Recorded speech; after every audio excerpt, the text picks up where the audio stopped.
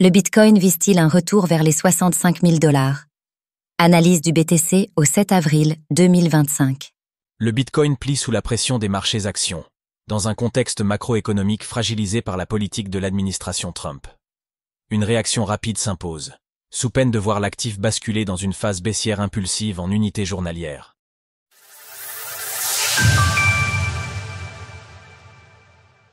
La politique Trump conduit les marchés à une baisse historique.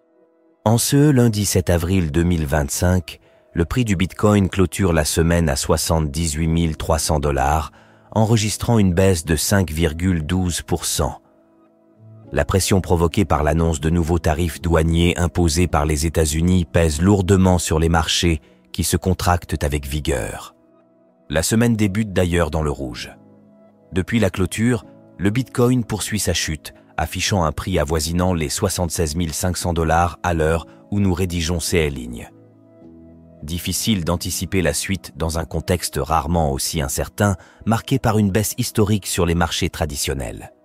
Cette chute évoque des contre-performances dignes des plus grands cracks de COS dernières années, avec en tête la crise du Covid ou celle des subprimes. Toutefois, des seuils techniques majeurs, parfois sur une base mensuelle, ont été atteints sur les indices américains, laissant entrevoir un possible ralentissement de la pression vendeuse. Rien n'est pourtant certain, tant le contexte actuel ne montre aucun signe d'amélioration et semble au contraire plonger dans ceux qui pourraient marquer la lente agonie de l'âge d'or de la mondialisation. Sur les marchés dérivés, malgré la baisse amorcée ces dernières heures, l'open interest continue de progresser, traduisant un repositionnement actif des spéculateurs. Les frais de financement, toujours positifs, témoignent d'un biais haussier dominant, porté par des acteurs semblant convaincus qu'un point bas pourrait bientôt être atteint. Ce positionnement pourrait toutefois favoriser une continuation. En effet, les positions long alimentent, via leur stop-loss ou seuil de liquidation, des poches de liquidité que le marché pourrait exploiter pour prolonger sa tendance baissière.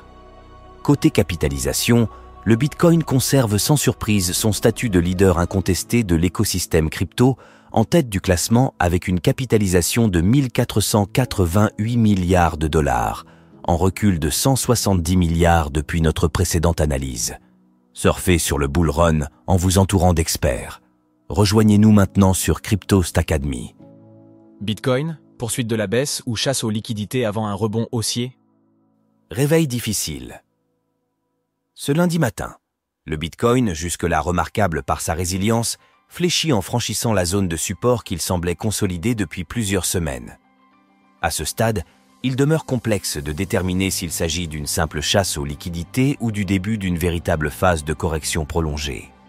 Dans un contexte où la tendance hebdomadaire demeure nettement baissière, les données statistiques suggèrent une poursuite du mouvement. L'actif pourrait ainsi chercher à se stabiliser sur un nouveau palier au sein de la zone de demande 2024, située entre 60 000 et 73 000 $. Le sommet de cette zone pourrait d'ailleurs faire office de support. Cela étant, la journée comme la semaine ne font que commencer. Les clôtures, et par conséquent les cassures, ne sont pas encore actées, laissant la porte ouverte à divers scénarios dans les jours à venir. En outre, nous surveillerons avec attention la moyenne mobile à 50 semaines, niveau autour duquel le Bitcoin pourrait lutter. Sur les marchés dérivés, le billet reste, à l'heure actuelle, plutôt haussier.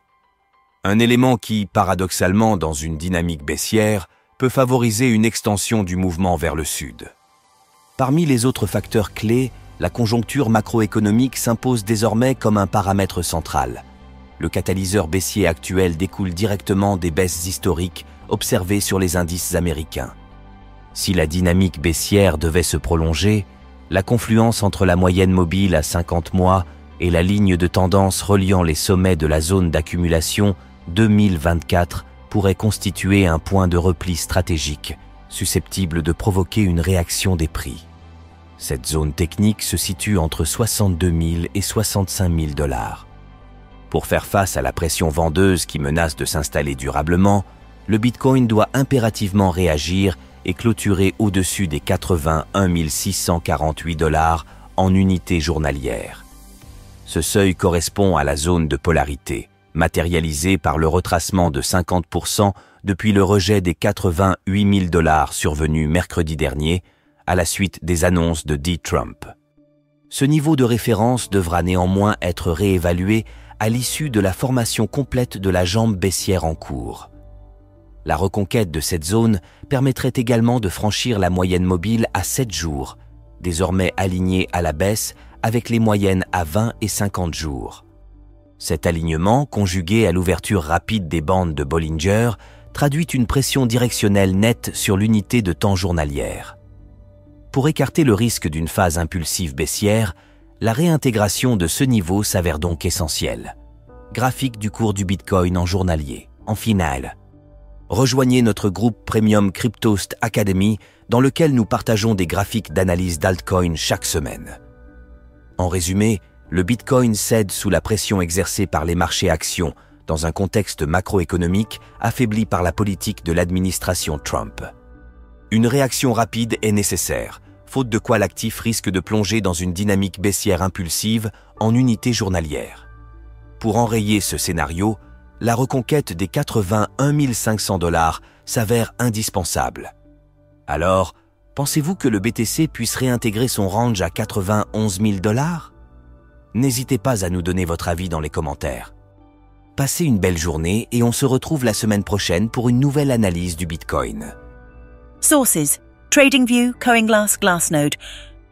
Retrouvez toutes les actualités crypto sur le site cryptost.fr.